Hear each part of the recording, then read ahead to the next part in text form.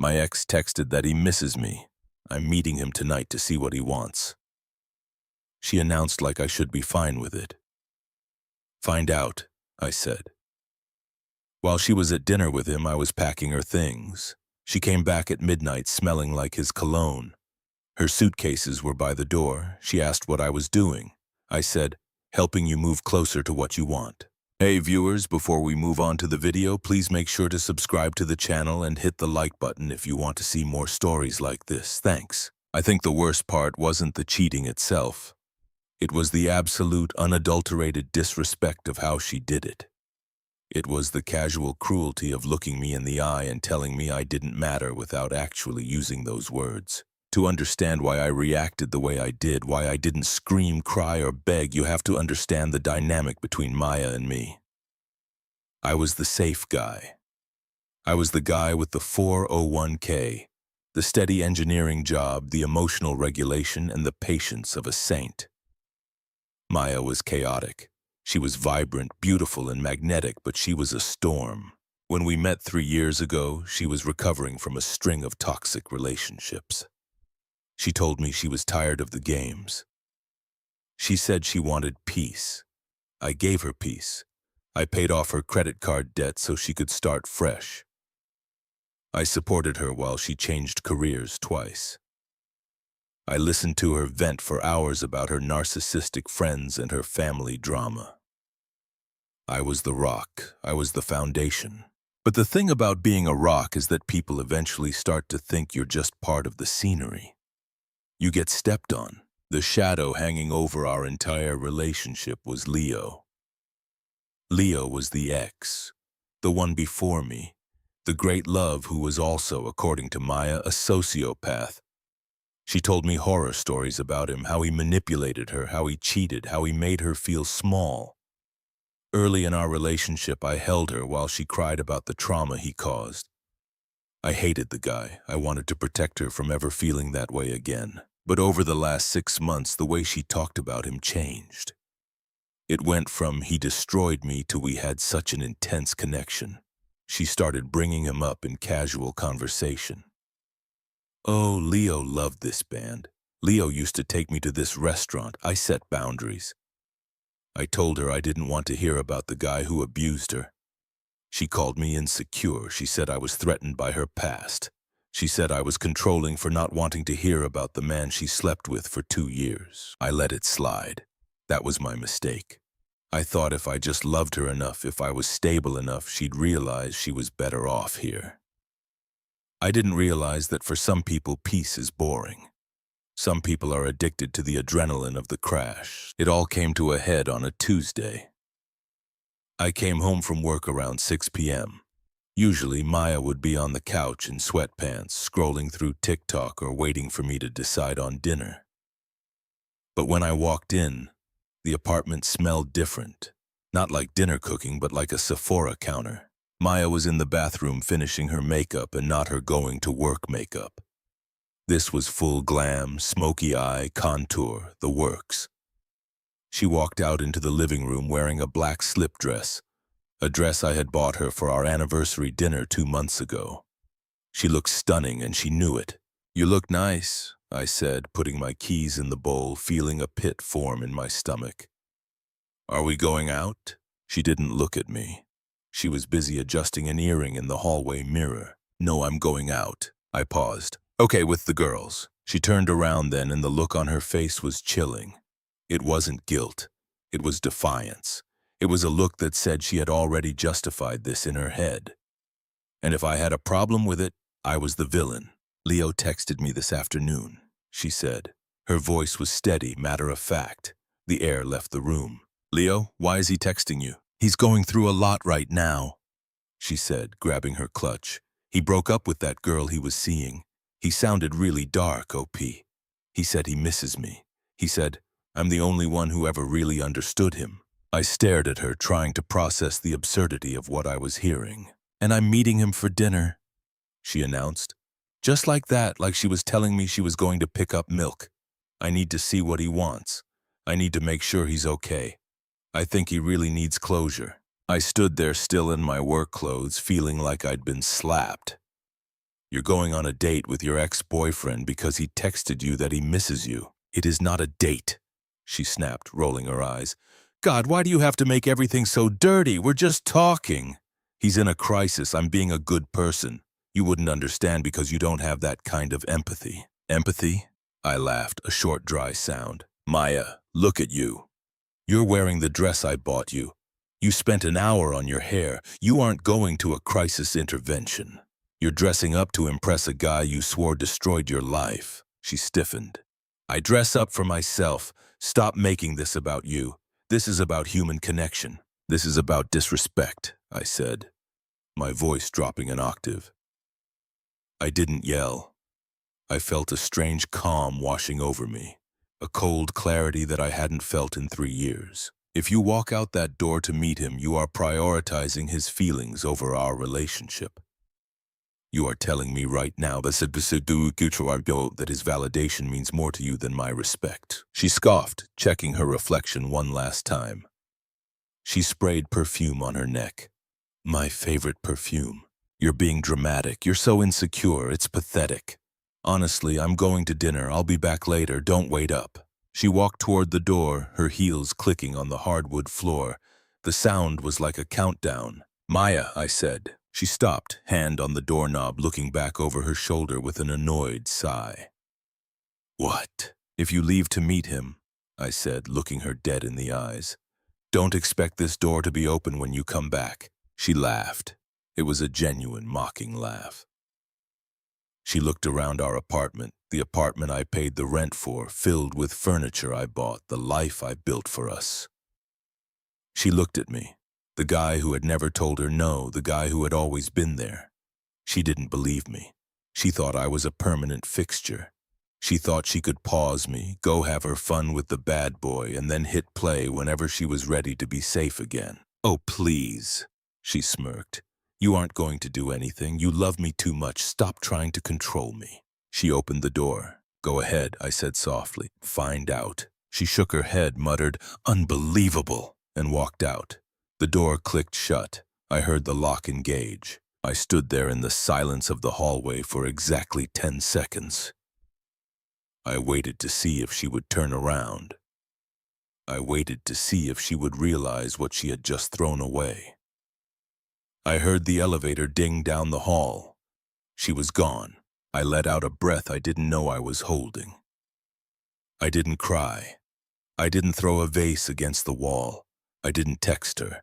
I looked at the clock. It was 6:45 p.m. Find out, I whispered to the empty room. I walked to the bedroom, pulled my suitcases out from the top of the closet, and then I grabbed hers. I wasn't just going to lock the door. I was going to erase her. As soon as the elevator doors slid shut down the hall, the silence in the apartment changed. It wasn't the lonely silence I used to dread when she was out late with friends. It was the silence of a library or a tomb, clean, heavy, final. I didn't storm around. I didn't blast angry music. I moved with the cold, surgical precision of a coroner. I went into the bedroom and opened her side of the closet. I looked at the rows of clothes, many of which I'd bought or we'd bought together on trips. I grabbed her suitcases, the expensive hard-shell ones she insisted we needed for her Instagram aesthetic at the airport, and unzipped them on the bed. I started packing. I didn't just throw things in, I folded them. I wasn't going to give her the satisfaction of claiming I damaged her property in a fit of rage. I wanted her to see that I had handled her exit with the same care I had handled her life, thoroughly and without her lifting a finger. First came the dresses, then the shoes. I went into the bathroom and cleared off her side of the vanity, the expensive serums, the hair tools that tangled cords everywhere, the half-used bottles of perfume. I swept it all into a tote bag. As I packed, I realized something that made me stop for a moment. A pair of her heels in my hand. I looked around the room without her clutter, without her pile of clothes on the chair, without her makeup strewn across the dresser. The room looked exactly like my room. The art on the walls, mine. The furniture, mine. The electronics, mine. She hadn't built a life with me. She had just camped out in mine. She was a squatter in my existence, consuming resources, occupying space, and providing excitement in exchange for stability. And now she was out getting that excitement from the guy who broke her while assuming the stability would be waiting for her when she was done. I went to the living room. I unplugged the Apple TV. I logged out of my Netflix, my Hulu, my Spotify on the TV. I changed the passwords on my phone. Then I opened my laptop and logged into our internet provider. I changed the Wi-Fi password. Network name app 4B. New password. Find out 123. It was petty maybe, but it was a necessary severance. I wanted her phone to disconnect the second she walked into the building. I wanted the digital silence to hit her before I did. It took me 3 hours to pack her life into 4 suitcases and 3 boxes. I dragged them all to the entryway. I lined them up neatly right next to the front door. It looked like a hotel lobby. It looked like a departure gate. By 10 p.m., the apartment was scrubbed clean of her. I took the photo of us off the fridge, a picture from a vineyard trip where she looked happy and I looked like I was just happy she was happy. And I dropped it into the trash can. I didn't tear it up. It wasn't worth the energy. I sat down on my leather armchair, the one she always said was too masculine, and poured myself 2 fingers of bourbon. And then I waited. I didn't check her location on her phone. I didn't text her asking when she'd be back. I just sat in the dark watching the city lights through the window, feeling a strange sensation in my chest. It wasn't heartbreak, it was relief. The anxiety of, will she be happy today? Is she mad at me? Did I say the wrong thing? It was all gone. The tumor had been cut out. I was just waiting for the anesthesia to wear off. She didn't come back at 10 or 11. Dinner implies a meal. A meal takes 90 minutes, maybe 2 hours if the conversation is deep. She came back at 12:45 a.m. I heard the heavy thud of the main building door downstairs, then the faint hum of the elevator. I stayed in the armchair. I hadn't turned on a single light in the apartment. The only illumination came from the street lamps outside filtering through the sheer curtains. I heard the key scratch against the lock. She fumbled with it. She was clumsy. The door swung open, spilling harsh hallway light into the dim entryway. Ugh. Why is it so dark in here? She announced, her voice too loud, too bright. It was the voice of someone pretending everything was normal, trying to bulldoze over reality with forced cheerfulness. She stepped inside and immediately tripped over the largest suitcase. Ow, what the F? She stumbled, catching herself on the wall. She kicked the bag. What is all this crap by the door? Did you order something? She flipped the light switch. The entryway flooded with light. She blinked, squinting. She looked down. She saw the familiar stickers on the hard-shell luggage. She saw the tote bags with her toiletries peeking out. She saw the boxes. She froze. I stood up from the armchair. I walked slowly out of the shadows of the living room into the hallway light. You're still up? She said. The cheerfulness faltered, replaced by a flicker of confusion. Why are my bags packed? I didn't answer immediately. I walked closer to her. I stopped about 3 feet away. The smell hit me instantly. It wasn't subtle. It was a cloud. It was a mix of stale wine, sweat, and him. It was a sharp, musky cologne, something cheap and aggressive, like Axe mixed with desperation. It was on her clothes. It was in her hair. She looked disheveled. Her lipstick was worn off except for a smudge at the corner of her mouth. Her hair, which had been perfectly sleek when she left, was frizzy and tangled at the nape of her neck. Her dress was wrinkled around the hips. She hadn't just gone to dinner. She had wallowed in him. You smell like him, Maya, I said. My voice was flat. No emotion, just a statement of fact. She flinched. Her hand went instinctively to her neck, covering a spot I hadn't even looked at yet. Don't be disgusting. We went to a bar after dinner. It was crowded. People were smoking. A crowded bar on a Tuesday, I said. Where you stayed for 6 hours? We had a lot to talk about, she snapped, the defensive anger rising instantly. He was suicidal. Opie, I had to talk him down. I was being a good friend. God, you are so paranoid. I come home exhausted from emotional labor and I find this. She gestured wildly to the suitcases. What is this? Are you trying to punish me? She tried to step past the bags further into the apartment. I stepped into her path. I didn't touch her. I just occupied the space. You aren't coming in, Maya. She laughed, a nervous, high-pitched sound. Excuse me, I live here. Not anymore. Your name isn't on the lease. You never paid a dime of rent, and as of about 3 hours ago, you don't live here. Her face contorted. You're kicking me out because I had dinner with an old friend. You're insane. This is abuse. You can't just throw me on the street at 1 o'clock in the morning. I warned you, I said calmly. I told you exactly what would happen. I said if you walked out that door to prioritize him, the door wouldn't be open when you came back. I thought you were bluffing, she screamed. Because who does that? Who throws away a 3-year relationship over one dinner? You do, I replied. You threw it away the second you put on that dress. You threw it away when you ignored my boundaries, and you definitely threw it away when you let him get close enough to leave his scent all over you. We didn't do anything, she lied. She looked me right in the eye, the lie coming as easily as breathing. We just talked. Nothing happened. I looked at her, really looked at her, and realized I didn't care if they slept together or not. The betrayal was the choice. The act was just the detail.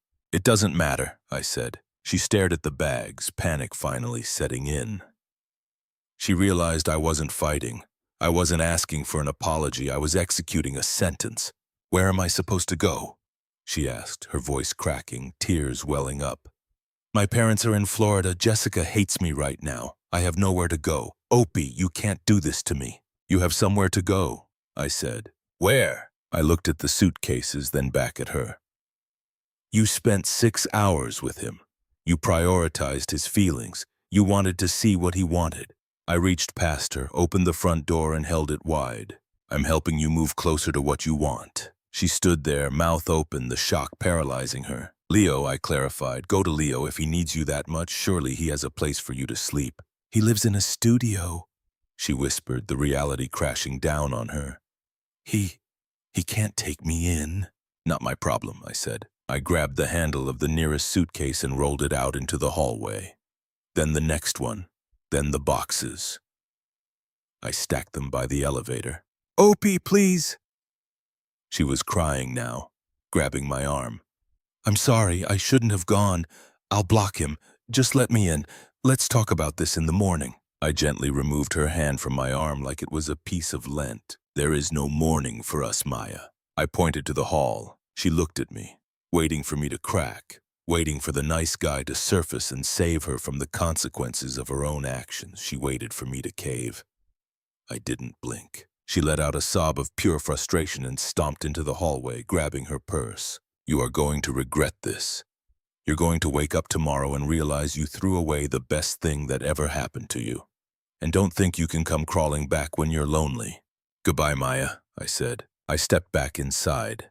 I closed the door. I turned the deadbolt. I listened. I heard her banging on the door for about 5 minutes. I heard her screaming my name. Then I heard her phone chime, probably noticing the Wi-Fi was gone. Then silence. Then the sound of suitcase wheels rolling toward the elevator. I walked back to the armchair, picked up my bourbon, and finished it. It was the best drink I'd ever had. I woke up the next morning at 7 a.m. without an alarm. The sunlight was hitting the floorboards where her shoe rack used to be. For the first time in 3 years, I didn't wake up wondering what mood she would be in. I didn't wake up walking on eggshells. I made coffee. I sat on the balcony. It was the most expensive cup of coffee I'd ever tasted, because it cost me a 3-year relationship, but it was worth every penny. The fallout started around noon. First came the text from her. Blocks of text. I can't believe you did this. I'm at a hotel. You need to send me money for the room. Pick up the phone, Opie. We need to talk like adults. I didn't read past the previews. Blocked. Then came the calls from unknown numbers, sent to voicemail. Then came the flying monkeys, our mutual friends, or rather her friends that I had tolerated. Sarah called me at work. Opie, Maya is hysterical. She says you kicked her out on the street in the middle of the night. That's really unsafe. You need to let her come get the rest of her stuff. She has all her stuff, I said calmly. And she wasn't on the street. She was with Leo. She told me he was the only one who understood her, so I assumed she'd be safest with him. That's not the point, Sarah argued. She's crying. She said she made a mistake. Just let her come home. She is home, I said. Wherever she chooses to be is her home. It just isn't here anymore. I blocked Sarah. I blocked the rest of them. I realized I didn't just need to break up with Maya.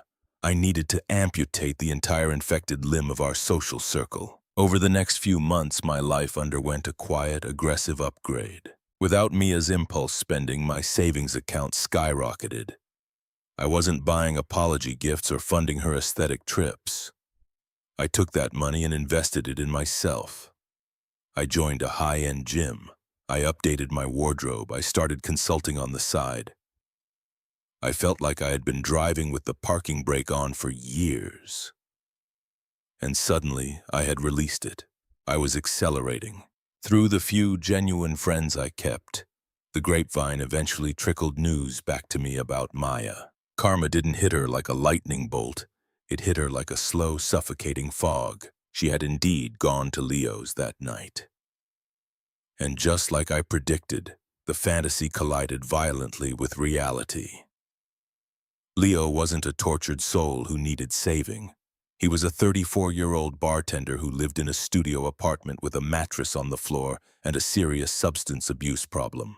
This spark she felt over text messages died the moment she had to share a bathroom with him. Within 2 weeks, the narrative shifted. She started posting vague, sad quotes on her Instagram stories, which I viewed from a burner account once just to confirm before never looking again. Quotes about narcissists and emotional vampires. She got fired from her job a month later. Apparently, she was bringing her drama to the office, crying in the break room and missing deadlines. Leo kicked her out 6 weeks after she moved in. He found someone else, a 21-year-old college student who was less maintenance. Maya was left couch surfing. She had burned her bridge with me. She had alienated her parents years ago. She was floating, untethered, realizing that the boring stability I provided was actually the only thing holding her life together. She tried to email me around month 4. Subject: I miss my best friend body. I know I messed up. I was confused. Leo manipulated me. He used my vulnerability against me. I realize now that what we had was real. Can we please just get coffee? I just want to hear your voice. I moved the email to the trash. I didn't feel anger. I didn't feel a desire for revenge. I felt nothing. She was like a character in a book I had finished reading. I knew the ending. I didn't need to reread the chapter. 8 months later, I was standing in the checkout line at a high-end organic grocery store, the kind of place Maya used to beg me to shop at, but we couldn't afford because she was spending our budget on clothes. Now I shop there weekly. I was wearing a tailored wool coat, listening to a podcast, checking emails on my phone. I felt good. I felt solid. Opie? The voice was hesitant, familiar, but thinner than I remembered. I turned around. It was Maya. For a second, I almost didn't recognize her. The glamour was gone. She was wearing sweatpants that looked stained and an oversized hoodie. Her hair was pulled back in a messy bun, showing dark roots. She looked tired. Not just sleepy tired, but soul tired. Her skin looked dull. The vibrancy that used to define her was dimmed like a light bulb running on low voltage. She was holding a basket with a frozen dinner and a bottle of cheap wine. I looked at my own basket. Steaks, asparagus, a good bottle of red, ingredients for a meal I was going to cook for a woman I had been seeing for a month. A pediatrician who communicated clearly and had never once mentioned an ex. "Hello, Maya," I said. My tone was polite, professional, the same tone I'd use with a bank teller. Her eyes widened. She was scanning me, taking in the coat, the fresh haircut, the general air of health and wealth radiating off me. She looked at my basket, then back at hers. The shame flushed her cheeks. "You look incredible," she said quietly. "I'm doing well," I said. "How are you?" I didn't ask because I cared. I asked because it was the social script. "I've been better," she said, letting out a forced, brittle laugh. It's been a rough year. Leo was, well, you were right. He was a monster. He stole money from me. He kicked me out. I nodded once. I'm aware. She stepped a little closer, encroaching on my personal space. She smelled like stale cigarette smoke and vanilla body spray. It was a cheap attempt to mask the scent of failure. I think about you all the time, she said, her voice dropping to a whisper, her eyes filling with tears. I think about how good you were to me. I took it for granted. I know that now. I've grown so much, Opie. I've learned my lesson. She waited. She was waiting for me to say, I'm sorry you went through that. Or, I miss you too. She was waiting for the protector to step back in. I checked my watch. Growth is important, I said comfortably. Can we? She hesitated, biting her lip in that way that used to work on me 3 years ago. Can we maybe grab a drink just to catch up? I really need a friend right now. I feel so alone. I looked at her. I really looked at her. I saw the chaos. I saw the drain. I saw the woman who looked me in the eye and told me I wasn't enough because I was too safe. And I realized she didn't want me. She wanted the safety back. She wanted someone to fix the mess she had made of her life. No, I said. She flinched. No, I don't think that's a good idea, I said, and I've moved on, Maya, completely. But we were together for 3 years, she pleaded, her voice getting louder, heads turning in the line. You can't just erase that. Doesn't it mean anything to you that I'm suffering? That I'm sorry? I shifted my basket to my other hand. You aren't suffering because you lost me, I said, my voice low and steady. You're suffering because you bet on the wrong horse.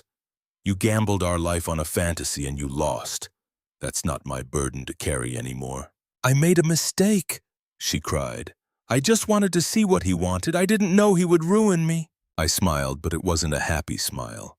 It was the smile of someone who had won a game he didn't even want to play. You wanted excitement, Maya. You wanted the bad boy. You wanted the roller coaster because my love was too flat for you. I gestured to her basket, then to her disheveled state. It looks like you got exactly the life you were chasing. You're being cruel, she whispered, a tear finally spilling over. This isn't you. You're right, I said. The man who put up with your disrespect doesn't exist anymore. You killed him the night you walked out that door. The cashier beckoned me forward. Next, I stepped toward the register. Opie, please, she called out, desperation in her voice. Don't leave me like this. I have nothing. I put my groceries on the belt. I didn't look back at her. I pulled out my credit card, the platinum one. You have your freedom, Maya, I said over my shoulder. Enjoy it. I paid for my groceries. I walked out of the store into the crisp evening air. I got into my car, started the engine, and turned up the music. I didn't check the rearview mirror. She was just a stranger I used to know, and I had a dinner to cook. Thanks for watching. Make sure to subscribe to the channel and hit the like button. What do you think about this story? Share it in the comments.